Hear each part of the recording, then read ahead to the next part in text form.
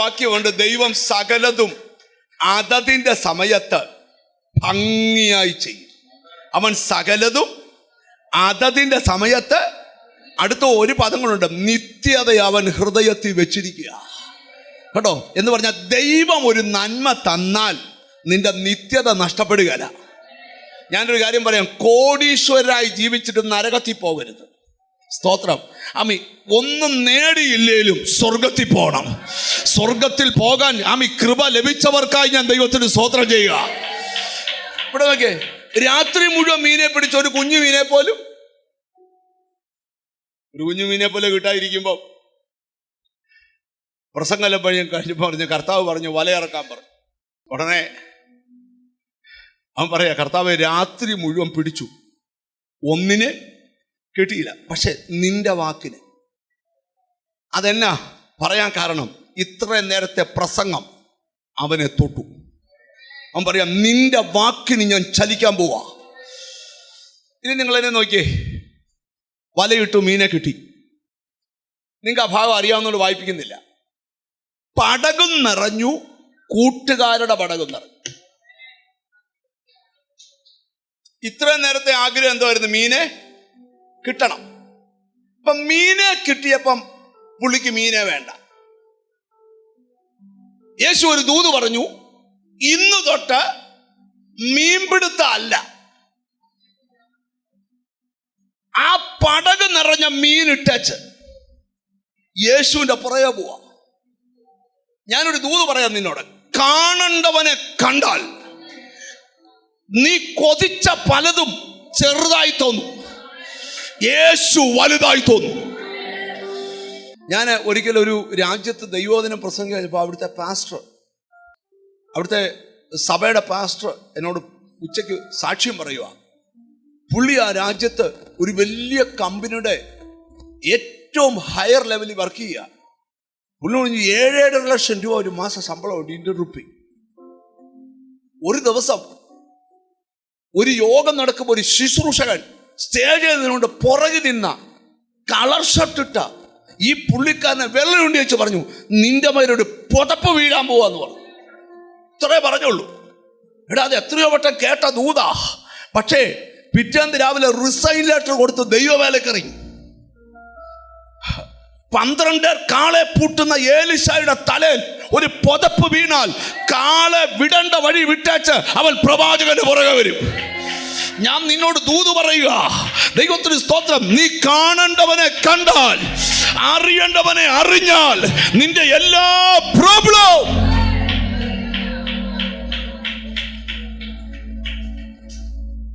പണ്ട് എക്സാം എഴുതിയൊരു മോൻ എന്നെ വിളിച്ചിട്ട് പറഞ്ഞു, പാസ്റ്ററെ, ഞാൻ ടൈം ടേബിൾ എഴുതി അങ്ങ് തെറ്റിപ്പോയി. എന്തുവാ ടൈം ടേബിള്?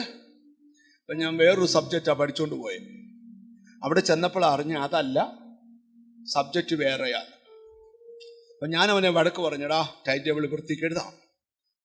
സ്തോത്രം. യേശു അപ്പം എടുത്ത് വാഴ്ത്തി നോക്കിയവൻ പന്തിയായി ഇരുത്തി. അങ്ങനെയുള്ളവർക്ക് ആ വിളമ്പാൻ പറഞ്ഞേ. അപ്പം എന്നോട് അവൻ ചോദിക്കുക, പാസ്റ്റർ, ഞാനിപ്പം പാസ്റ്ററെ വിളിച്ച ഗതികേടായി പോയല്ലോ. സ്തോത്രം. ഞാൻ പറഞ്ഞാടാ, മര്യാദയ്ക്ക് പഠിക്കണം, എക്സാം എഴുതാം. എന്നോട് പറയാ, പാസ്റ്ററെ, ഞാൻ പഠിച്ചുകൊണ്ട് പോയതും ചോദ്യപേപ്പറും നല്ല വൃത്തിയായിട്ട് പകർത്തി വെച്ചിട്ടുണ്ട്, സബ്ജക്റ്റ് വേറെയാ. ഞാൻ ചോദിച്ചു, പിന്നെ നീ എന്നെ പാസ്റ്റർ വിശ്വാസ പ്രസംഗം കേട്ടാ ഞാൻ വിളിച്ചേ. ഞാൻ പറഞ്ഞു, അതിന് ഞാനെന്തോ വേണം? പാസ്റ്റേ, ഉത്തരപേപ്പർ നോക്കുന്ന സാറിന് ഒരു ടെൻഷൻ വന്നാൽ പോരായോ എനിക്ക് മാർക്കിടാൻ? ഞാൻ ആ ഫോൺ വിളിച്ച് 2 മിനിറ്റ് ജീവൻ പോയവനെ പോലെ ഒരു +2കാരൻ്റെ അകത്ത് കയറിയ വിശ്വാസമായി. അവൻ ആ സബ്ജക്റ്റിന് 82 മാർക്ക് ഉണ്ടായിരുന്നു. അതാരാ മാർക്കിട്ടയാ? നിങ്ങൾ എന്നെ ഒന്ന് ശ്രദ്ധിച്ച് കേൾക്കണം. സ്തോത്രം. ദൈവത്തെ ഒരു മനുഷ്യൻ കണ്ടാൽ, ഞാനിപ്പോഴും ഓർക്കുക, ഞാനൊരു രാജ്യത്ത് ദൈവവചനം പ്രസംഗിക്കാൻ പോയപ്പോൾ കാനാവിലെ കല്യാണത്തിന് പച്ചവെള്ളം വീഞ്ഞാക്കിയ കാര്യമായിരുന്നു 3 രാത്രിയിലെ പ്രസംഗം. 3-ാം രാത്രി യോഗമെല്ലാം പിരിഞ്ഞപ്പം ചർച്ച് എല്ലാവർക്കും ബിരിയാണിയും 7-അപ്പും കോക്കും ഒക്കെ കൊടുത്തു. ദൈവത്തിന് സ്തോത്രം. ഞാൻ ലേറ്റായിട്ടാണ് കഴിക്കാൻ വന്നത്. അപ്പോൾ എനിക്കൊരു പ്ലേറ്റ് ബിരിയാണി തന്നു. അപ്പോൾ ഒരു കൊച്ചനിങ്ങനെ ഓടിപ്പോയപ്പം പറഞ്ഞാൽ, ഞാൻ പറഞ്ഞാൽ ഒരു 7-അപ്പ് വാങ്ങിച്ചുകൊണ്ട് ഞാൻ പറഞ്ഞു. അവൻ പോയി ഒരു ഗ്ലാസ് വെള്ളം കൊണ്ട് നിന്നെ തന്നിട്ട് പറയാ കുടിക്കുമ്പോൾ 7 ആയിക്കോളൂ. എന്റെ പ്രശ്നം എനിക്ക് പച്ചവെള്ളം തന്നല്ല. ഞാൻ 3 രാത്രി പ്രസംഗിച്ചത് ആ 8 വയസ്സുകാരൻ്റെ അകത്ത് കയറിയല്ലോ. നിങ്ങളൊന്ന് ശ്രദ്ധിച്ച് കേൾക്കണം. എന്തിനാ വചനം പ്രസംഗിക്കുന്നേ? ഇവിടെ കുറച്ച് കൈയടിപ്പിച്ചു വിടാനല്ല, നിന്റെ അകത്ത് വചനം കയറണം. നീ ഇരിക്കുന്ന വീട്ടിൽ അത്ഭുതം നടക്കും. നീ പ്രാർത്ഥിക്കുന്ന ചർച്ചിൽ അത്ഭുതം നടക്കും. നിന്റെ അകത്ത് യേശു കയറിയാൽ നിന്റെ അകത്ത് തിരിച്ചറിവുള്ളവരെ ദൈവത്തിന് സ്തോത്രം ചെയ്യാവൂ. ആമീൻ, ദൈവത്തിന് സ്തോത്രം. ആമീൻ. നിന്റെ പ്രശ്നങ്ങളെ ചെറുതാകണമെങ്കിൽ യേശു വലുതായി നിന്റെ അകത്ത് വരണം. പോട്ടെ, ഞാൻ ആ ഭാഗമൊക്കെ വിടുക. മുമ്പോട്ട് വളരെ വേഗം മുമ്പോട്ട് പോകാം. ദൈവത്തിന് സ്തോത്രം. ശ്രദ്ധിക്കണം. മീനെ പിടിച്ചപ്പം ദൈവത്തിന് സ്തോത്രം, അവനിപ്പോ എന്താ വേണ്ട? മീൻ വേണ്ട. ആരെ മതി? യേശുവിനെ മതി. ഈ യേശുവിനെ ഒരാൾ കണ്ടാൽ സ്തോത്രം, അതിനകത്തും വലിയ കുഴപ്പമുള്ളവരുണ്ട്. ഈ ചിലരങ്ങ് പണ്ടൊരു പഴഞ്ചൊല്ലുണ്ട്, ഒന്നീ ആശാന്റെ നെഞ്ചത്തല്ലേ കളരിക്ക് പുറത്ത്. അടുത്ത കഴിഞ്ഞ ദിവസം ഒരു ഫാമിലി എൻ്റെ അടുക്കൽ വന്നപ്പം സ്തോത്രം, അവർ ഈയിടെ വിവാഹം കഴിച്ചതാണ്. വിവാഹം കഴിച്ചിട്ട് ഒരു 9 മാസം 10 മാസം അങ്ങനെ ആയുള്ളൂ. ഭർത്താവ് ഭാര്യയെക്കുറിച്ച് കംപ്ലൈൻറ്റ് പറയാം, പാസ്റ്ററെ ഇവളെപ്പോഴും യേശു യേശു എന്ന് പറഞ്ഞ് രാവിലെ ഇരിക്കുക. രാവിലെ ഞാൻ കടയിൽ പോയി അപ്പവും കറിയും വാങ്ങിച്ചോണ്ട് വരണം. ഇവളെ യേശു യേശു എന്ന് പറഞ്ഞിരിക്കുക. സ്തോത്രം. തുണി നനയ്ക്കുന്നോളും തുണി നനയ്ക്കും, ചുരിദാറുള്ള ഞാൻ അടുക്കി വെച്ച് കൊടുക്കണം. ഇവളെപ്പോഴും യേശു യേശു എന്ന് പറഞ്ഞിരിക്കുക. അങ്ങനെയൊന്നും ചെയ്യരുത്. ചിലരാണെങ്കിൽ സ്തോത്രം എവിടെ ചെന്നാലും അവർക്ക് അങ്ങ് പോരാട്ടമാണ്. കർത്താവിന് സ്തോത്രം. കുടിക്കുന്ന വെള്ളത്തിൽ, കിടക്കുന്ന കട്ടിൽ, കഴിക്കുന്ന ആഹാരത്തിൽ മൊത്തം കെട്ടായപ്പോഴും. അപ്പൊ ഈ കെട്ട് പറയുമ്പോൾ കർത്താവിനൊരു വിലയില്ലയോ? ആരും മിണ്ടുന്നില്ലല്ലോ. എന്നാ മിണ്ടാത്തെ?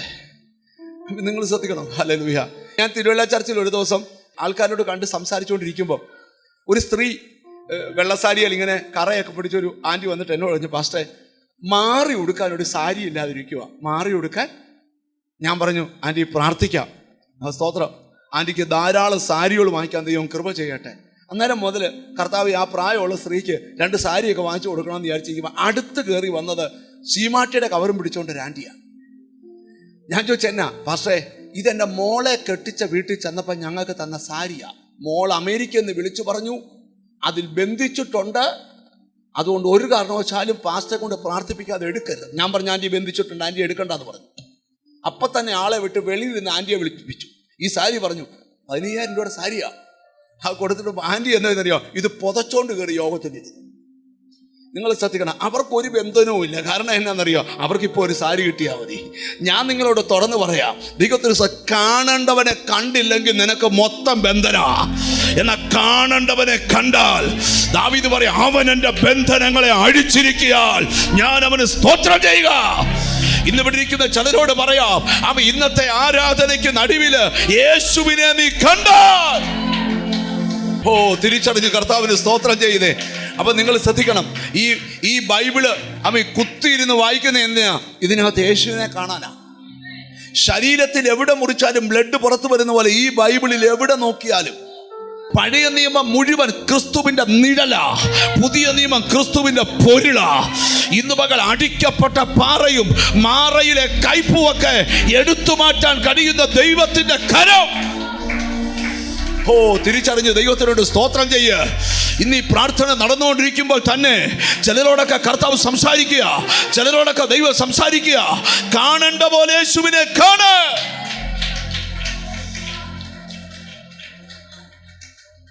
ഈ സത്യത്തിൽ ആരാ ദൈവം?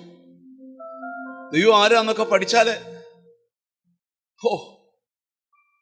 നിങ്ങൾ 1-2 കാര്യങ്ങൾ ചെറിയ പറയാം. ഈ കർത്താവ് ഉണ്ടാക്കിയ ഒരു കാര്യവും തീർന്നു പോകത്തില്ല. കർത്താവ് ഉണ്ടാക്കിയ ഇപ്പൊ ചില കൈവെക്കുമ്പോൾ പറയും, ഇപ്പം ഞാൻ കൈവെക്കത്തില്ല, കാര്യം തേയ്മാനോ. അങ്ങനെ നാണുമല്ല നിന്നെ ജനിപ്പിച്ചത്, സർവശക്തനായ ദൈവമാണ്. നീ ഒരു ജന്മം മുഴുവൻ കൈവെക്കിയാലും നിനക്ക് തേയ്മാനം വരികയില്ല. അതിന്റെ കാരണം പറയാം. ദൈവത്തിന് സ്തോത്രം. ഈ ദൈവം ആരാണെന്നൊന്ന് അറിയണം ആദ്യം. അറിഞ്ഞാൽ മാത്രമേ കർത്താവിന് സ്തോത്രം ഹല്ലേലൂയ നിനക്ക് ദൈവത്തെ സ്തുതിക്കാൻ പറ്റൂ. ആരാ ദൈവം? നിനക്ക് ദൈവത്തെക്കുറിച്ച് എന്തും മാത്രം അറിവുണ്ട്. ഈ ദൈവം ഉണ്ടാക്കിയതാ വെള്ളം. കുടിച്ചാൽ തീരുമോ? കുളിച്ചാൽ തീരുമോ? നീന്തിയാ തീരുമോ? ദൈവം ഉണ്ടാക്കിയതാ മീൻ. വറുത്ത് കഴിച്ചാൽ തീരുവോ? കറി വെച്ച് കഴിച്ചാൽ തീരുവോ? ചുട്ട് കഴിച്ചാൽ തീരുവോ? മലയാളി കഴിച്ചാൽ തീരുവോ? ആന്ധ്രക്കാർ കഴിച്ചാൽ തീരുവോ? സായിപ്പ് ആഫ്രിക്കക്കാരൻ മൊത്തം എണ്ണം കഴിക്കുക, തീരുന്നില്ല. ദൈവം ഉണ്ടാക്കിയതാ പാറ, പൊട്ടിച്ചാ തീരുവോ? എന്നിട്ട് ബിലായിക്കാര് ഇരുമ്പ് വെട്ടിയെടുക്കുക. നിങ്ങൾ വീട്ടിലിരുന്ന മാർബിള് രാജസ്ഥാനി മുറിച്ചെടുക്കുക. തമ്പുരാൻ ഉണ്ടാക്കിയതാ. മലയാളി കുളിച്ച വെള്ളം, അറബി കുളിച്ച ഓയില്. ഇനി വൃക്ഷങ്ങള് നീ എത്ര വെട്ടിയാലും അടുത്തത് അതുപോലാവും. തീരുകയില്ല. ഒരു മാങ്ങയുടെ അതിന്റെ ഫ്രൂട്ട് നമ്മൾ കഴിക്കുമ്പോൾ അതിനകത്ത് അടുത്ത മാങ്ങയുടെ കുരുവുണ്ട്. അത് നിനക്കുണ്ടാക്കാൻ അറിയത്തില്ലെന്ന് ദൈവത്തിന് അറിയാം. ഒരു നല്ല പ്ലാവേലെ ഒരു ചക്ക എടുത്താൽ അതിനകത്ത് 100 ചുളയും 100 കുരുവുണ്ട്. നമുക്ക് കുരു ഉണ്ടാക്കാൻ അറിയല എന്ന് പറഞ്ഞാൽ അടുത്ത 100 നീ ജനിപ്പിച്ചോളാനാ. ദൈവം ഉണ്ടാക്കിയത് ഒന്നും തീർന്നു പോകത്തില്ല. അങ്ങനെയാണ് നീ അനുഭവിക്കുന്ന ചെറിയ ടെൻഷൻ ദൈവത്തിന്റെ ഇട്ടിട്ട് പറ, യേശു വലിയവനാ. എത്ര പേർ വിശ്വാസമുണ്ട്? ഞാനിന്ന് പിടിക്കുന്ന ചെറിയ ദൈവത്തെ കാണേണ്ട പോലെ കണ്ടാൽ, അറിയേണ്ട പോലെ അറിഞ്ഞാൽ നിന്റെ എല്ലാ പ്രശ്നവും പരിഹരിക്കപ്പെടും. അതുകൊണ്ട് വിശുദ്ധ സഹോദരന്മാരെ, സ്വർഗീയ വിളിക്ക് ഓഹരിക്കാരായവരെ, നാം സ്വീകരിച്ചു പറയുന്ന അപ്പോസ്തലനും മഹാപുരോഹിതനുമായ യേശുവിനെ ശ്രദ്ധിച്ചു നോക്ക.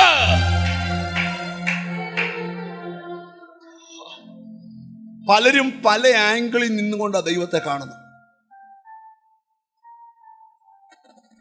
ഓരോ മീറ്റിംഗിലും ക്രിസ്തുവിന്റെ ചിത്രം ഈ ചുവരിൽ വരച്ചാൽ, ബൈബിളിൽ നിന്നെടുത്ത് വിടർത്തിയാൽ,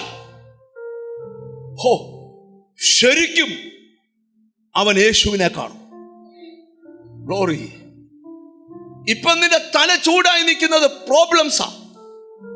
ആ പ്രോബ്ലംസിന് ഏക പരിഹാരം ക്രിസ്തുവാ. അവൻ ആരാ? ബൈബിളിലോട്ട് നമുക്കൊന്ന് വരാം. എബ്രായർക്ക് എഴുതിയ ലേഖനം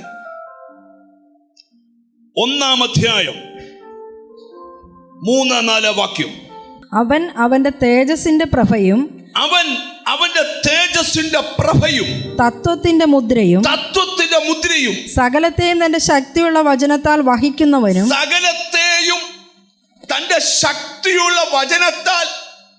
വഹിക്കുന്നവൻ ആകൊണ്ട് പാപങ്ങൾക്ക് പരിഹാരമുണ്ടാക്കിയ ശേഷം ഉയരത്തിൽ മഹിമയുടെ വലത്തുഭാഗത്ത് ഇരിക്കയും അവൻ ദൈവദൂതന്മാരെക്കാൾ നമുക്ക് പ്രസംഗിച്ച് തീർക്കാൻ പറ്റത്തില്ല. സ്തോത്രം. അവൻ തേജസ്സിന്റെ പ്രഭയും തത്വത്തിന്റെ മുദ്രയുമാ. സകലത്തെയും തന്നെ ശക്തിയുള്ള വചനത്താൽ വഹിക്കുന്നവൻ, പാപങ്ങൾക്ക് പരിഹാരമുണ്ടാക്കിയിട്ട് ഇപ്പോൾ ഉയരത്തിൽ വാഴുന്നവൻ, ഇപ്പോൾ നമ്മുടെ നടുവിൽ വസിക്കുന്നവൻ. ജീസസ്. പൗലോസ് തീമോഥെയോസിന് ലേഖനം എഴുതുമ്പോൾ അവൻ ധന്യനായ ഏകാധിപതി, രാജാതി രാജാവ്, കർത്താതി കർത്താവ്, താൻമാർത്തം അമർത്യതയുള്ളവൻ, അടുത്തുകൂടാത്ത വെളിച്ചത്തിൽ വസിക്കുന്നവൻ, അവനാണ് ഞാൻ സേവിക്കുന്ന ദൈവം. പ്രാർത്ഥിക്കുന്ന നിന്നോടാ ദൂതം. നിന്റെ പ്രോബ്ലം അല്ല വലുത്, നീ ആരാധിക്കുന്ന യേശുവാ വലുത്. എത്ര പേര് അതിന് ആമീൻ പറയും? കാണേണ്ട പോലെ യേശുവിനെ കണ്ടാൽ, അറിയേണ്ട പോലെ യേശുവിനെ അറിഞ്ഞാൽ നിശ്ചയമായും. യോഹന്നാനെ ഒരിക്കൽ പത്മോസിലോട്ട് വലിച്ചെറിഞ്ഞു. ശ്രദ്ധിക്കണം.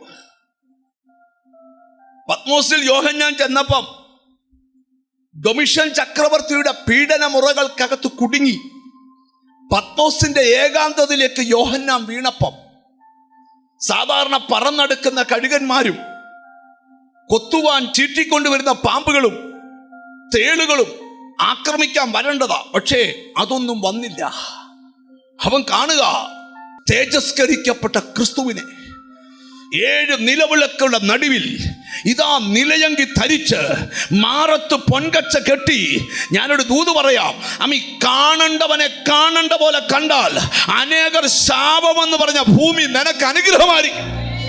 അനേകർ പരാജയം എന്ന് പറഞ്ഞത് നിനക്ക് അനുഗ്രഹമായിരിക്കും. എല്ലാത്തിന്റെ രഹസ്യം യേശുവിനെ കാണണം.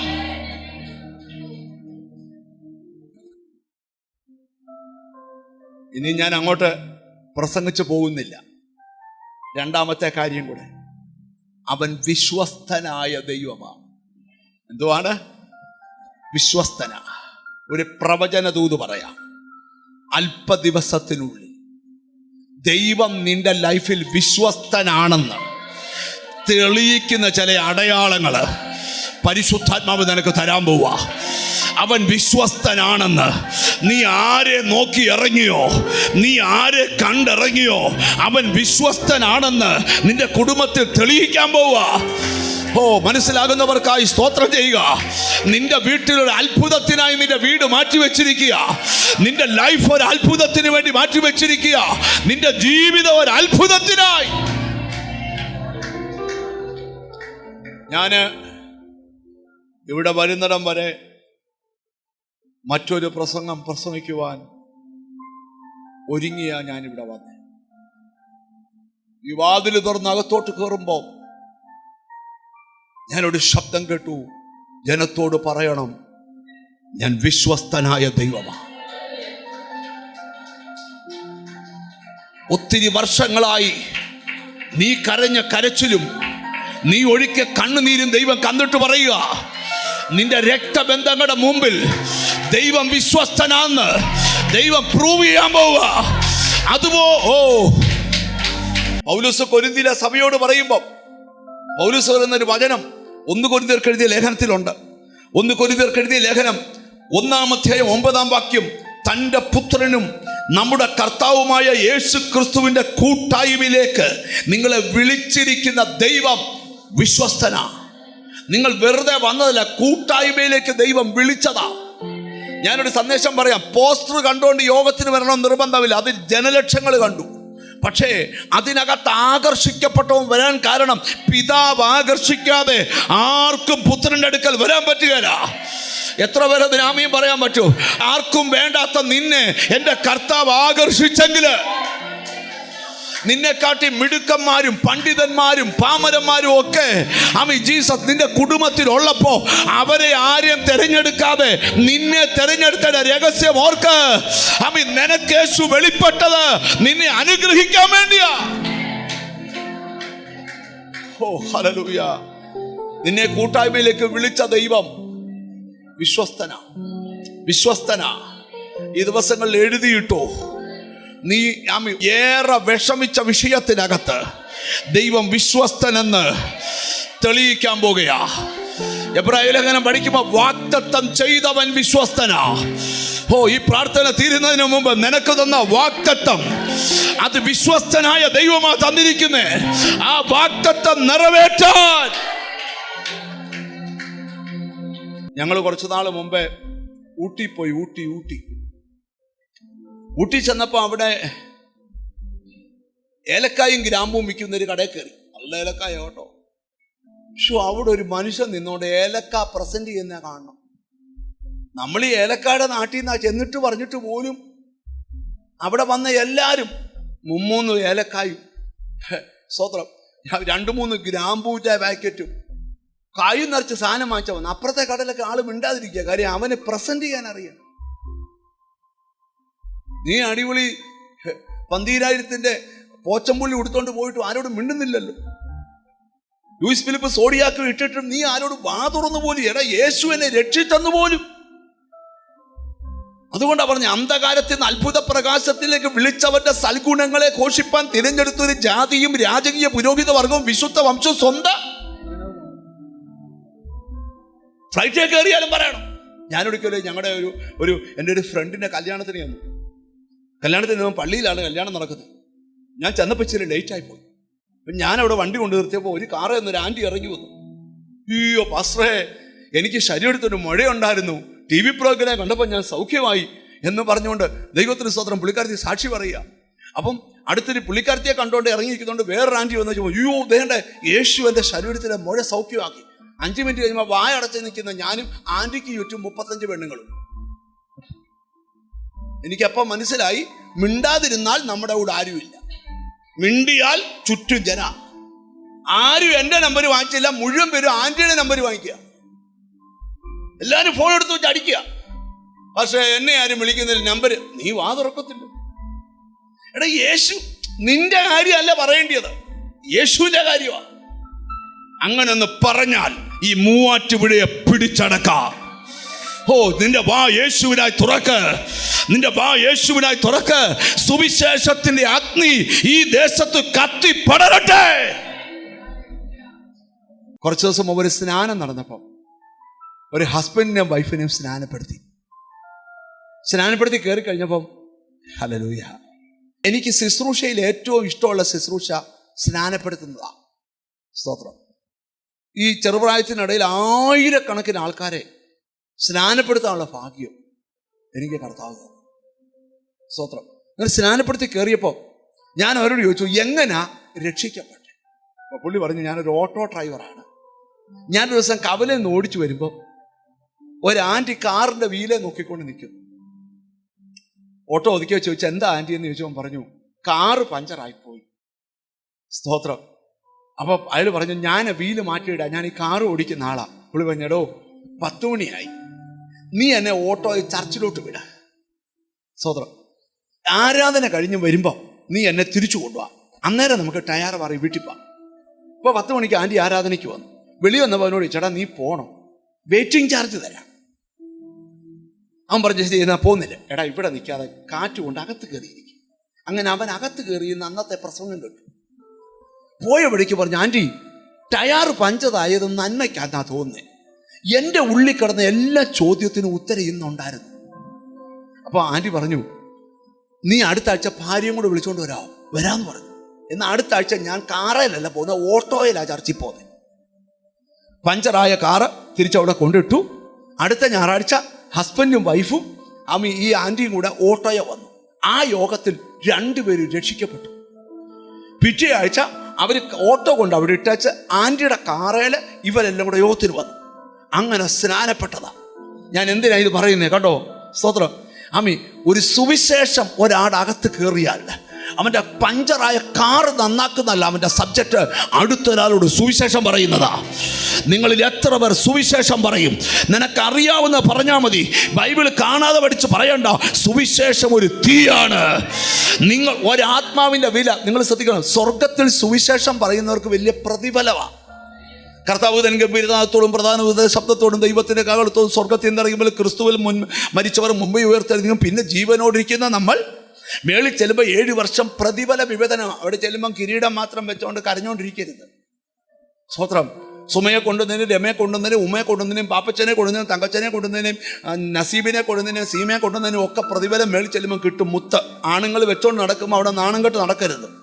അതിന് പിന്നെ അവിടെ ചെന്നപ്പോൾ അറിഞ്ഞതൊന്നും പറയരുത്, ഇപ്പോഴേ പറയുക. സ്വർഗത്തിൽ ഇതിൻ്റെ റെക്കോർഡുണ്ട്. അതുകൊണ്ട് ഇവിടെ വെച്ച 10 ആത്മാക്കളെ നുണ പറഞ്ഞ ഒരുത്തനെ വിശ്വാസത്തിൽ നിന്ന് കൊണ്ടുവന്ന നീ ഒന്നും സ്വർഗത്തിൻ്റെ പടി കയറുകയല്ല. ദൈവത്തിന് സ്തോത്രം. ഒരു ബ്രദർ എന്നോട് പറഞ്ഞു, എൻ്റെ ഇത്രയും നാളത്തെ വിശ്വാസ ജീവിതം കൊണ്ട് 20 പേരെ പിന്മാറ്റത്തിൽ കൊണ്ടുപോയി. അപ്പം അവൻ പിശാചിൻ്റെ ഏജൻ്റാ. ഞാൻ അവൻ്റെ തലയെ കൈവച്ച് യോഗത്തിന് കയറുന്നതിന് മുമ്പ് ശാസിച്ചു, പോ പിശാചി എന്ന് പറഞ്ഞു. അതിനെ പിശാചെന്ന് വിളിക്കണ്ടായോ? അവൻ എന്നോട് പറഞ്ഞു, എന്നാലും എന്നെ പിശാചി എന്ന് വിളിച്ചാൽ കഠിന. പിശാചിനെ പിന്നെ അമ്മാച്ചാന്ന് വിളിക്കാൻ പറ്റുമോ? നിങ്ങൾ എന്നെ ഉത്തരം പറ. പക്ഷേ പിശാചിനെ എന്താ വിളിക്കാൻ പറ്റത്തുള്ളൂ? പിശാചി എന്നാ വിളിക്കാൻ പറ്റും. നിങ്ങൾ പിണങ്ങരുത്. ശ്രദ്ധിക്കാം. നമ്മുടെ ജോലി അവൻ്റെ രാജ്യം പറയുക, അവനെ ഉയർത്തുക. ഹല്ലേലൂയ. ദാവീദ് പറയും, എന്നോട് ചേർന്ന് യഹോവയെ മഹിമപ്പെടുത്തുവിൻ, നാം ഒന്നിച്ച്.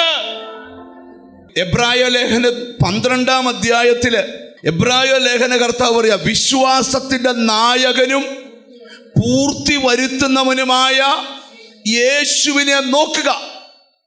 11-ാം അധ്യായത്തിൽ പഴയ നിയമത്തിലെ വിശുദ്ധന്മാരുടെ പേരെല്ലാം ഒന്നിച്ച് ഒരു മാല കോർക്കുന്നത് പോലെ കോർത്തെഴുതിയച്ച് ലേഖനകർത്താവ് എഴുതി, അവരെ ആരെയും നോക്കരുത്, ക്രിസ്തുവിനെ മാത്രം നോക്കണം.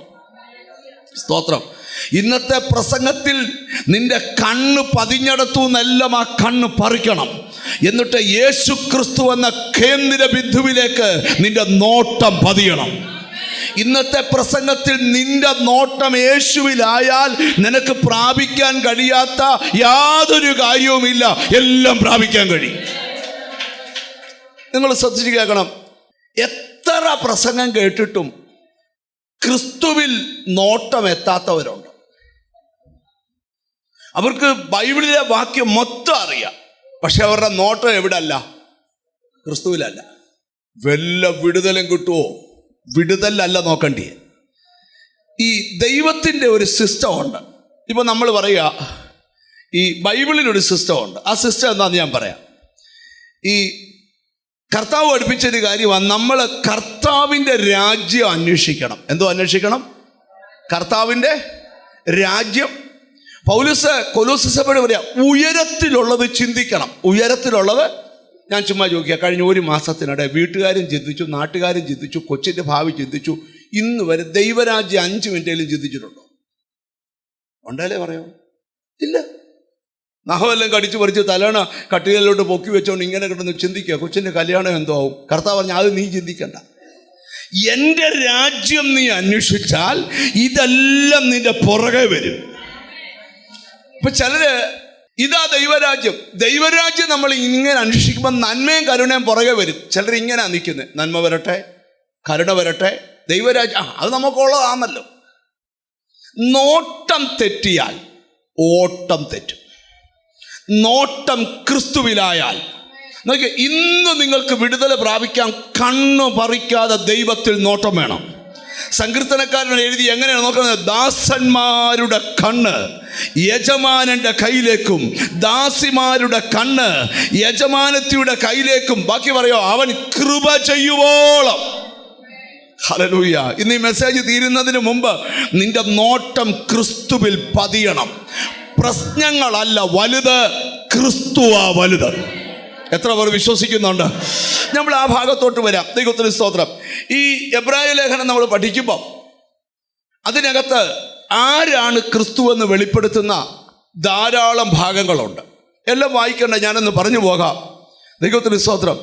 ഒന്ന്, അവൻ അതിശ്രേഷ്ഠനായ ക്രിസ്തുവാ. എന്തുവാ എന്ന് പറഞ്ഞ എല്ലാവരും പറഞ്ഞേ. അയ്യോ, ആരോഗ്യമില്ലാത്ത വർത്താനം പറയരുത്. ഹല്ലേലൂയ. ഒന്ന് പറഞ്ഞേ. ഏണ്ടാ പിള്ളേരൊന്നും പറയുന്നില്ല. എടാ മക്കളെ പറയടാ, നിങ്ങൾ പറയണം. എന്തുവാ? അതിശ്രേഷ്ഠനായ ക്രിസ്തു. അടുത്ത കേട്ടോ, മഹാനായ ക്രിസ്തു. ആരാണ്? മഹാന. ഇന്ന് പോകുമ്പോൾ ഇത് പഠിച്ചോണ്ടേ പോകാവൂ. എന്തുവാ? മഹാനായ. ഇവനെത്ര മഹാനെന്ന് നോക്കുവീൻ, അവൻ മഹാനായ ക്രിസ്തുവാ. അടുത്ത കേട്ടോ, അവൻ മഹാപുരോഹിതനായ ക്രിസ്തുവാ. എന്തുവാ? അവൻ മഹാപുരോഹിതനായ ക്രിസ്തു. അടുത്ത, അവൻ ശ്രേഷ്ഠ മഹാപുരോഹിതനായ ക്രിസ്തുവാ. അപ്പം നിങ്ങൾ ശ്രദ്ധിച്ച് കേൾക്കണം. അവൻ ശ്രേഷ്ഠനായ ക്രിസ്തുവാണ്, അവൻ മഹാനായ ക്രിസ്തുവാണ്, അവൻ മഹാപുരോഹിതനായ ക്രിസ്തുവാണ്, ശ്രേഷ്ഠ മഹാപുരോഹിതനായ ക്രിസ്തുവാ. ഇനി നിങ്ങൾ എന്നെ ഒന്ന് ശ്രദ്ധിക്കണം. നിങ്ങളുടെ പ്രോബ്ലം എന്തുവാകട്ടെ, എന്തുവാകട്ടെ, ഞാനൊരു കാര്യം പറയാം. ഒരാൾ ദൈവത്തിൻ്റെ അടുക്കൽ വരുമ്പോൾ അവൻ്റെ പ്രോബ്ലം ദൈവം ഡീൽ ചെയ്താൽ, ഹല്ലേലൂയ, നിന്റെ ലൈഫിൽ അത്ഭുതം നടക്കും. ഇപ്പം എനിക്ക് അടുത്ത് കിണസിരിക്കുക, 5 അപ്പം ഞാൻ കിണസിൻ്റെ കൊടുക്കാം. സ്തോത്രം. 10 പേർക്ക് വിളമ്പി വെച്ച് കിണസും അനിപ്പാസ്റ്റും ലാലുവും പറയും, പരിപാടി കഴിഞ്ഞു. പക്ഷെ അത് കർത്താവിൻ്റെ കൊടുത്താൽ 5000 വയറും 12 കൊട്ടയും നിറഞ്ഞു നിൽക്കും. അതാണ് നീ മുറിക്കുന്നതും യേശു മുറിക്കുന്നതും തമ്മിലുള്ള വ്യത്യാസം. അപ്പൊ ശ്രദ്ധിച്ചത് കേൾക്കണം. നിന്റെ ഏതു പ്രശ്നത്തിനും ക്രിസ്തുവിൻ്റെ അടുക്കൽ വരുമ്പോഴാണ് അവൻ നിലനിൽക്കുന്ന പരിഹാരം. ഇനി നിങ്ങൾ ശ്രദ്ധിക്കണം. നിങ്ങൾ കണ്ടിട്ടുണ്ടോ സഹോദര, പണ്ട് കുറേ വർഷം ഈ മൂവാറ്റുപുഴയിൽ ഒരു യോഗം നടന്നു. യോഗം നടന്നപ്പോൾ യോഗത്തിന് ഹെഡിങ് ഇട്ടേക്കായി, യേശു അത്ഭുതം ചെയ്യും. യേശു കടത്തിൽ നിന്ന് ഉടൻ വിടുതൽ, കടത്തിൽ നിന്ന് ഉടൻ വിടുതൽ, രോഗത്തിൽ നിന്ന് ഉടൻ സൗഖ്യം, ശാപത്തിൽ നിന്ന് ഉടൻ വിടുതൽ. ഈ മൂവാറ്റുപുഴ ഒരു 10,000 നോട്ടീസ് അങ്ങ് പറത്തിക്കഴിഞ്ഞ് ഓഫീസിൽ നിന്ന് പിള്ളേർ ഫോൺ കൊണ്ട് തന്നിച്ചു പറഞ്ഞു, പാസ്റ്റർ ഒരു രക്ഷയില്ല, ഇത് ഇന്ന് പിടിച്ചാലേ പറ്റൂ. ഞാൻ ചോദിച്ചു, എന്നാ കാര്യം? ഇല്ല, ടി വിക്കാരെ വിളിക്കുന്നവരാ വിളിക്കുന്നേ. ഹലോ, കടത്തിൽ നിന്ന് ഉടൻ വിടുതലാണോ? നിങ്ങൾ പറഞ്ഞാതെ. അപ്പൊ അടുത്ത ചോദ്യം, നിങ്ങൾ എത്ര വരെ പിടിക്കും? അപ്പൊ ഞാൻ ചോദിച്ചത്, നിങ്ങൾക്ക് എത്ര കടമുണ്ട്? 1 കോടി. അതിന് മേലെ പിടിക്കും. അപ്പൊ അടുത്ത ചോദ്യ, എത്ര നേരം എടുക്കും? അത് വരുന്നവന്റെ മിടുക്ക. 38 കൊല്ലം ഒരുത്തൻ കുളത്തിന് കരക്കടക്ക അസുഖത്തിന് കിട്ടിയില്ല. ഒരു സ്ത്രീ വന്നു, തൊട്ടു, സൗഖ്യം കൊണ്ട് വീട്ടിൽ പോയി. അത് വരുന്നവന്റെ മിടുക്ക. അടുത്ത ചോദ്യം, ചാക്ക് കൊണ്ടുവരണോ 1 കോടി കൊണ്ടുപോണ്ടേ? നിങ്ങൾ എന്നെ ശ്രദ്ധിക്കണം. എന്നാൽ ഞാൻ പിടിച്ചിരിക്കുന്ന ബൈബിളിൽ ഒരു വാക്യമുണ്ട്, തന്നെ വിളിച്ചപേക്ഷിക്കുന്ന ഏവർക്കും നൽകാൻ തക്കവണ്ണം എൻ്റെ ദൈവം സമ്പന്നനാണ്. വിശ്വാസം ഉണ്ടല്ലോ. അതുകൊണ്ട് ക്രിസ്തുവിനെ എവിടെയും പ്രസന്റ് ചെയ്യാം. കാരണം അവൻ ആർക്കും കടക്കാരനല്ല. നിന്റെ എല്ലാ ആവശ്യവും നടത്തി തരാൻ എൻ്റെ ദൈവം വിശ്വസ്തനാണ്. ലോകം കണ്ട ഏറ്റവും വലിയ ഫൈനാൻസർ എൻ്റെ കർത്താവാണ്. വിശ്വാസമുണ്ട്, രാമയും പറ. അതുകൊണ്ട് കടമുള്ളവരോടൊക്കെ കയറി കൈക്ക് പിടിച്ച് പറഞ്ഞേക്കണം, കടം കർത്താവ് വിട്ടു. ഇതാണ് ഒരു സ്ത്രീയെ നിങ്ങൾ കണ്ടേ. വായിക്കൊന്നും വേണ്ട, വായിക്കേണ്ട ഭാഗത്തിലോട്ട് വരാം. അവൾ യേശുവിനെ കുറിച്ച് കേട്ടു. എന്നാ കേട്ടു? കേക്കണേ ഒരാൾ പറയണം. ആര് പറയും? ആര് പറയും? പറ. ഞാൻ പറയൂന്ന് പറ. ആര് പറയണം? ഇത്രയും നാള് ദൈവം നിനക്ക് എന്തെല്ലാം വിടുതൽ നീ ആരോട് പറഞ്ഞു? ഞാനൊരു സന്ദേശം പറയാം. ഈ രക്ഷിക്കപ്പെട്ട ഒരു ആവേശം എന്നാണെന്നറിയോ? ഞാൻ സത്യം പറയാം, ആവേശം എന്നാണെന്നറിയോ? നമ്മൾ രക്ഷിക്കപ്പെട്ടോണ്ട് അവരും രക്ഷിക്കപ്പെടണം. നിങ്ങളുടെ അകത്ത് ആവേശം ഉണ്ടോ? അവൻ ഏതെങ്കിലും പോട്ടെ, എനിക്ക് എങ്ങനെയാലും സ്വർഗത്തിൽ പോകണം. സ്വാർത്ഥത പാടില്ല. ചിലർ കണ്ടിട്ടില്ലയോ ബ്രദർ? ചിലരൊക്കെ സ്തോത്രം, ഈ ഒരു യോഗത്തിനൊക്കെ 100 പേര് രക്ഷിക്കപ്പെടും വെച്ച ഒരു മനുഷ്യൻ നിന്ന് കരയുക. ഞാൻ ചോദിച്ചു, ബ്രദറെ എന്തുവാ കരയുന്നത്? എൻ്റെ ബ്രദർ രക്ഷിക്കപ്പെട്ടില്ല. കേട്ടോ, ഭാരം കണ്ടോ? എത്ര പേരുടെ അകത്ത് ഭാരമുണ്ട്. ഒരു ദിവസത്തിൽ 24 മണിക്കൂറുണ്ട്. 5 മിനിറ്റ് നീ ഒരാളോട് യേശുവിനെ കുറിച്ച് പറഞ്ഞാൽ ബാക്കിയൊന്നും കാണാതെ പഠിക്കണ്ട. എടാ, യേശു നിന്നെ അനുഗ്രഹിക്കുന്ന ദൈവമാണെന്ന് പറഞ്ഞാൽ മതി, അവൻ നിന്റെ പുറകെ വരും. അപ്പൊ ഒരു സ്ത്രീയോട് ഒരാൾ എന്ന് പറഞ്ഞു, എന്തുവാ പറഞ്ഞെന്ന് തരുന്നില്ല, പറഞ്ഞു യേശുവിൻ്റെ അടുക്ക ചെന്നാൽ വിടുതല. നിങ്ങൾ ശ്രദ്ധിച്ചു കേൾക്കണം. അവൾ യേശുവിനെ കാണാൻ ചെല്ലുക. യേശുവിനെ അങ്ങനെ കാണാൻ ചെല്ലുന്ന വെച്ചാൽ പ്രയാസമാണ്. കാര്യം എപ്പോഴും 5000 പുരുഷന്മാർ കാണും, ഏറ്റവും കുറഞ്ഞതാ. പക്ഷെ ഇവള് പുറകിന്ന് പറയുക, നിങ്ങളൊന്ന് വഴിമാറിക്കേ, എന്നാ അവന്റെ വസ്ത്രത്തെ തൊട്ടാൽ സൗഖ്യം പ്രാപിക്കാം. അവള് ബൈബിള് വായിച്ചല്ല, പക്ഷെ യേശുവിനെ കണ്ടപ്പോ അവിടെ അകത്തുരുവായ വിശ്വാസമാ. എടാ, ദൈവത്തെ കാണുമ്പം നീ ആള് മാറും. ദൈവത്തെ കാണുമ്പോൾ നിന്റെ സംസാരം മാറും. ദൈവത്തെ കാണുമ്പോൾ നിന്റെ രീതി മാറും. ദൈവത്തെ കാണുമ്പോൾ നിന്റെ സ്വഭാവം മാറും. ഒരു ആമീൻ പറഞ്ഞു തുടങ്ങണം. നീ ഇരിക്കുന്നിടത്ത് വിടുതൽ നിന്നെ തേടി വരത്തില്ല. ദൈവത്തിന്റെ അടുക്കലേക്ക് ചെല്ല്. എന്നിട്ട് അവള് പറയുന്ന വിശ്വാസം നോക്കിയ, അവന്റെ വസ്ത്രത്തിലെങ്കിലും ഒന്ന് തൊട്ടാൽ. ഏറിയ വർഷം വൈദ്യന്മാർക്ക് പണം കൊടുത്തിട്ടും ട്രീറ്റ്മെന്റ് ഹീലാകാത്തൊരു വ്യക്തി പറയുക, തൊട്ടാൽ സൗഖ്യം. കണ്ടോ, യേശുവിനെ കണ്ടാൽ. യേശു ഒരിക്കലേ ഒരു ഉറവയുടെ കരയിരിക്കുക. അപ്പോൾ ഒരു സ്ത്രീ വന്നപ്പം പറഞ്ഞു, എനിക്ക് ഇച്ചിരി വെള്ളം. അപ്പൊ അവള് പറഞ്ഞു, അങ്ങ് ഒരു യഹൂദനാ. അങ്ങ് യഹൂദനാ. സംസാരം ഇച്ചിരി തുടർന്നുടനെ പറയുക, അങ്ങ ഒരു യജമാനനാ. പിന്നെ സംസാരം തുടർന്നു. ഉടനെ അവള് പറയാ, അങ്ങ ഒരു പ്രവാചകനാ. പിന്നെ സംസാരം തുടർന്നു പറഞ്ഞു, അങ്ങ ക്രിസ്തുവാ. കണ്ടോ, അമ്മ അടുക്കുമ്പോ മാത്രമേ അറിയത്തുള്ളൂ നീ ആരാധിക്കുന്നവൻ ആരാ. അല്പസ്വല്പം അറിവാണ് നിന്നെ ഈ ബഹളം വെപ്പിക്കുന്നേ.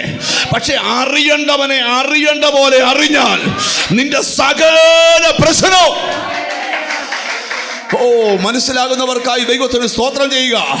ഇന്ന് ഈ മെസ്സേജ് കേൾക്കുന്ന ചിലരോട് ഞാൻ പറയാം, അറിയേണ്ട പോലെ ദൈവത്തെ അറിയ. പെട്ടെന്ന് വിടിവിക്കപ്പെട്ട ഒരു ദൂത് പറയാം, നിന്റെ പ്രശ്നങ്ങളെ ചെറുതായി കാണണം.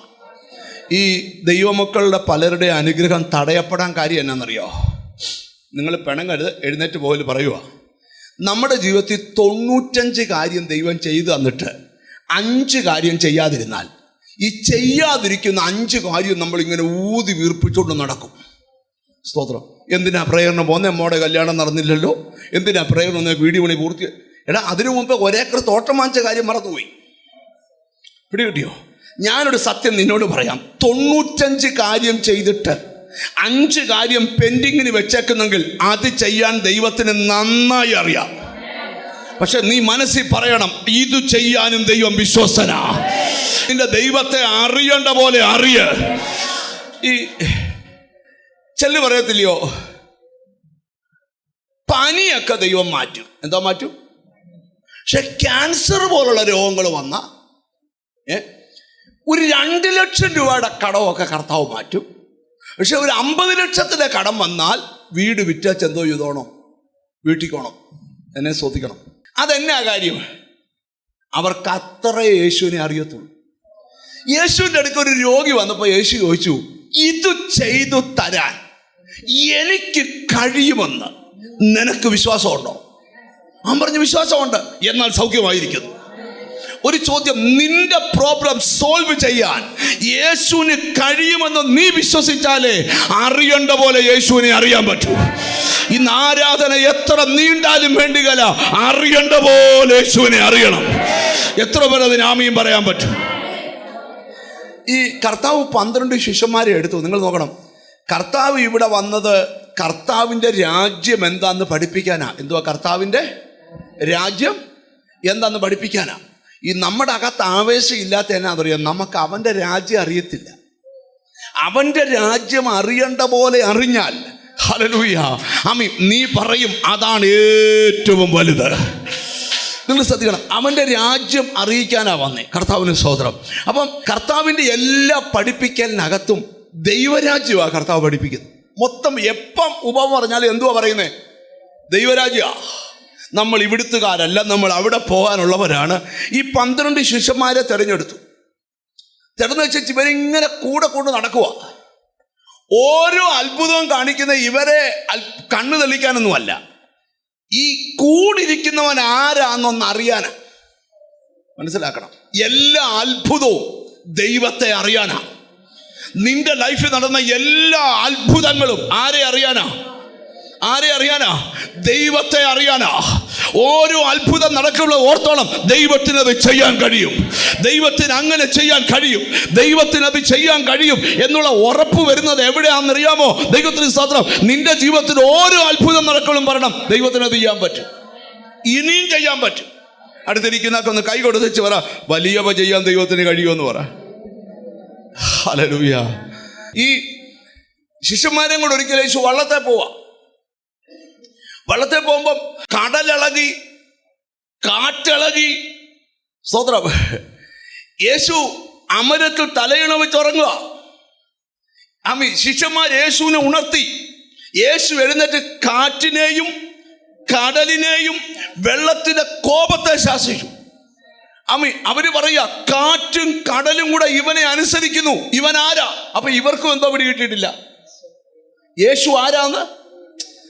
നിങ്ങൾ ശ്രദ്ധിക്കണം, ചിലര് പഠിച്ചു വച്ചേക്കുന്നത് യോഗത്തിന് വരണം, രക്ഷിക്കപ്പെടണം, സ്നാനപ്പെടണം, അന്യഭാഷ പറയണം, പിന്നെ നമുക്ക് അടിപൊളിയായിട്ട് ജീവിക്കണം. അതല്ല, നിങ്ങൾ ശ്രദ്ധിച്ചു കേൾക്കണം. ഹല്ലേലൂയ, ആമേൻ, സ്തോത്രം. ദൈവത്തെ ആരാധിക്കുന്ന മക്കളോട് ഞാൻ പറയാം, യേശുവിനെ കണ്ടാൽ നിന്റെ ലൈഫ് മാറും.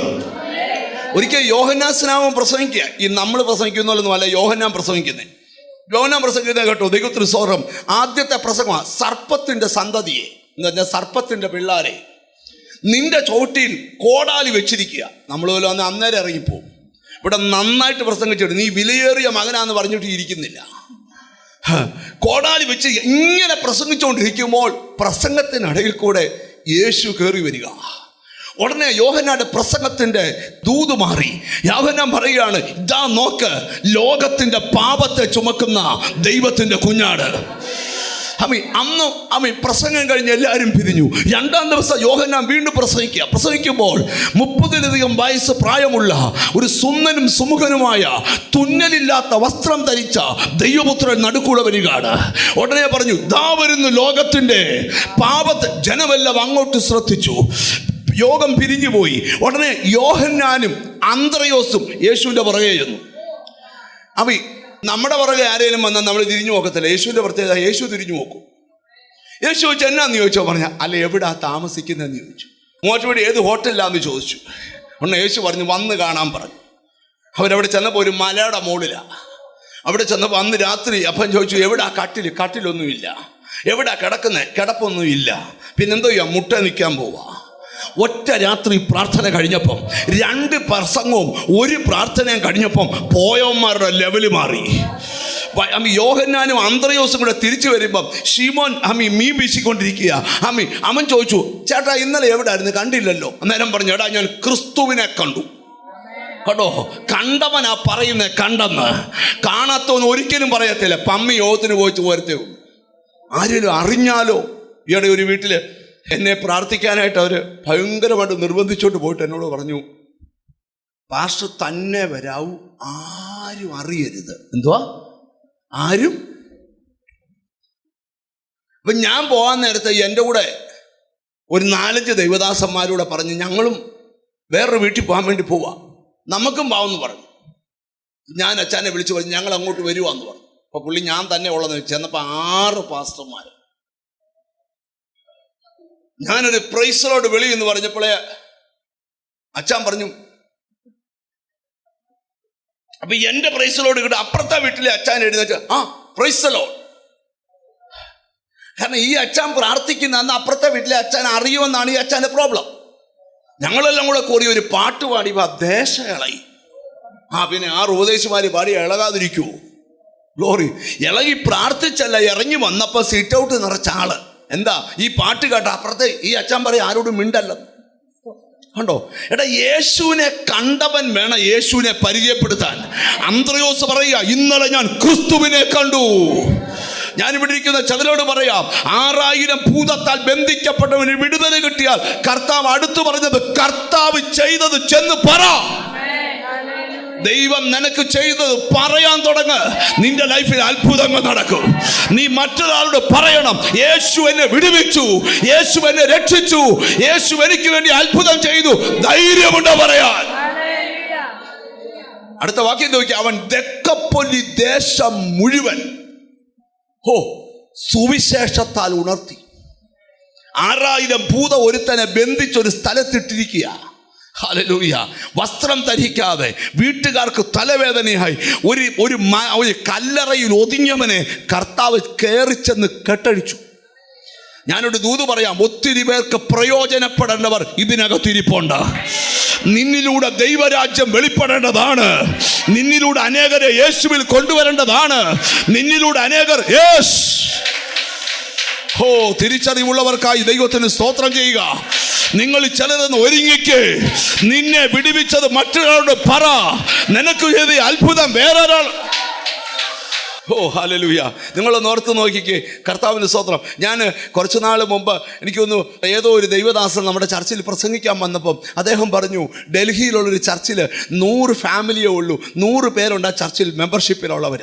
അവിടുത്തെ പാസ്റ്റർ പറഞ്ഞു ഇങ്ങനെ ഇരുന്നാൽ പോരാ, നമുക്ക് ഈ ചർച്ചിൽ 500 പേരെ കയറ്റണം. അവർ പറഞ്ഞു ഒരു കാര്യം ചെയ്യാമോ, എല്ലാം ഗവൺമെൻറ് എംപ്ലോയീസാണ്. അവരോട് പറഞ്ഞു നിങ്ങളെല്ലാം 1 മാസം ലീവ് എടുക്കണം. എന്നാൽ വീട്ടിൽ കിടന്ന് ഉറങ്ങിയാൽ പോരാ, രാവിലെ പൊതി കെട്ടി ഓഫീസിൽ പോകുന്ന പോലെ.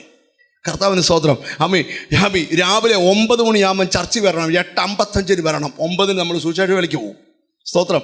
വൈകിട്ട് 5 മണിക്ക് ജോലി കഴിയും നിങ്ങളുടെ. പക്ഷേ ഈ വേല 8 മണിക്കേ കഴിയത്തുള്ളൂ. 30 ദിവസം അവർ 100 പേരും അവധിയെടുത്ത് 30 ദിവസം മുടങ്ങാതെ വേല ചെയ്തപ്പോൾ 400-ലധികം പേർ സ്നാനമേറ്റു. സ്തോത്രം.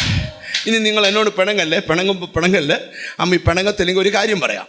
ഈ ഗവൺമെൻറ് ജോലി ചെയ്യുന്നവരോട് ചോദിക്കണം, 10 മണിക്ക് ഓഫീസിൽ കയറിയില്ലെങ്കിൽ സാലറി പോമോ?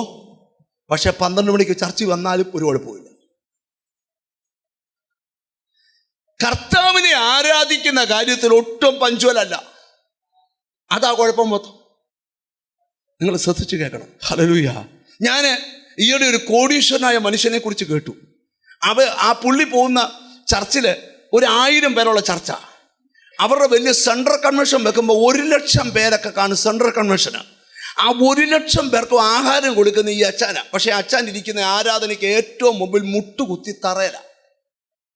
ആ ചർച്ചിൽ ആദ്യ യോഗത്തിന് വരുന്നത് സ്തോത്രം ആ അച്ഛനാണ്. സ്തോത്രം. അദ്ദേഹത്തിന് മെഡിക്കൽ കോളേജുണ്ട്, അദ്ദേഹത്തിന് ഹോസ്പിറ്റലുണ്ട്, ബിസിനസ്സുണ്ട്, കോളേജുകളുണ്ട്, ദൈവത്തിന് എല്ലാം ഉണ്ട്. കോടീശ്വരനാ. പക്ഷെ മുട്ടയിലെ ഇരിക്കൂ 9 യോഗം എന്ന് പറഞ്ഞാൽ 8:45 ചർച്ചിലുണ്ട്. ഈ നമ്മുടെ ഒരു പ്രശ്നം എന്നറിയോ, നമുക്കൊരിച്ചിരി അനുഗ്രഹം കിട്ടിക്കഴിഞ്ഞാൽ പിന്നെ നമ്മുടെ സ്വഭാവം നമ്മൾ കാണിക്കും. അതുകൊണ്ടാണ് ഒരു മലയാളി ലിമിറ്റിനപ്പുറത്ത് ബ്ലെസ്ഡ് ആകാത്തത്. സ്തോത്രം. ശ്രദ്ധിക്കണം. എന്നാൽ ഞാനൊരു മർമ്മം പറയാം. അനുഗ്രഹിക്കപ്പെടുന്തോറും താന്നോണം, വിധേയപ്പെട്ടോണം.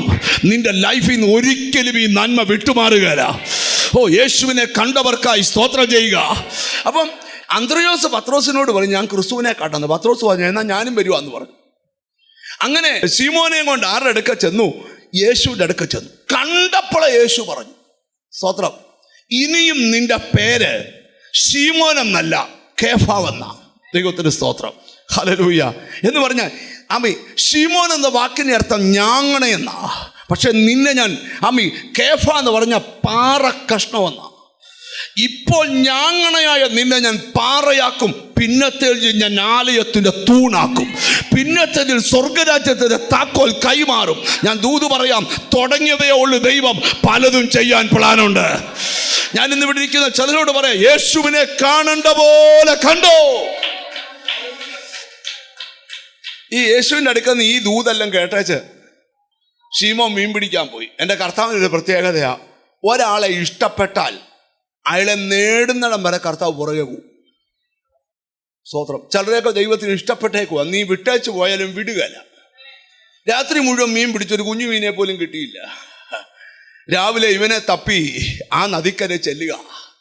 ദൈവത്തിന് സ്തോത്രം. എന്നിട്ട് ആ വള്ളത്തെ കയറിയിരുന്ന് സുവിശേഷം പറയുക. സ്തോത്രം. ഇങ്ങോട്ട് വന്ന് കേൾക്കാത്തവനോട് അങ്ങോട്ട് ചെന്ന് പറയുന്നവനായ യേശു. സുവിശേഷം പ്രസംഗിച്ചുകൊണ്ടിരുന്നപ്പം ഒരു കാര്യം നടന്നു. കാണുന്ന തലത്തിലെ പ്രസംഗം കാണാത്ത തലത്തിലെ നന്മകളെ തടുത്തുകൂട്ടാൻ തുടങ്ങി. ഇവിടെ ഒരു ദൂത് പറയാം, വചനം കേൾക്കുമ്പോൾ മറഞ്ഞു കിടക്കുന്ന സകല നന്മയും എൻ്റെ കർത്താവ് തെളിച്ചോണ്ട് വരും. ഒരിക്കലും മാറാത്ത നിന്റെ പടകിൻ്റെ ശൂന്യത ഇന്നത്തെ പ്രാർത്ഥനയിൽ മാറ്റിയെടുക്കാൻ എൻ്റെ ദൈവത്തിന് പ്ലാനുണ്ട്.